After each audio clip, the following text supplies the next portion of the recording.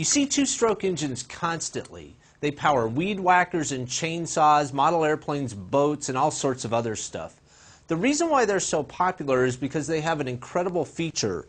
For the power they produce, they are incredibly light.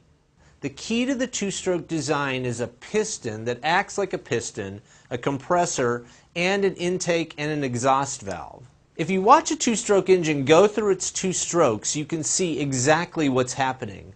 Let's start with the spark plug firing. At this point, the piston is at the top of its stroke. The cylinder is full of air and gasoline that has been compressed. When the spark plug fires, it lights the gasoline. The gasoline bursts into flame and expands rapidly, driving the piston down with a lot of force. See this area behind the piston? It's filled with air and a mixture of gasoline and oil. As the piston moves back into this area, it compresses the mixture. As the piston gets near the bottom of its stroke, it uncovers a port. That port lets the exhaust gases escape into the exhaust pipe. Then, just a fraction of a second later, the piston uncovers another port. That port lets a new charge of air and gasoline into the cylinder. Now the piston starts moving back toward the spark plug, compressing the air and gasoline mixture so the spark plug can fire again.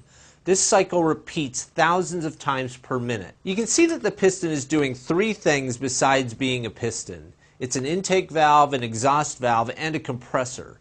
Because the piston is doing so many different things, it makes the engine incredibly light. You can also see that the spark plug fires once for every rotation of the crankshaft. That's twice as often as the spark plug fires in a four-stroke engine. So not only is the two-stroke engine intrinsically lighter than a four-stroke, but it also has twice the power. The other advantage of a two-stroke engine is that it can work in any orientation.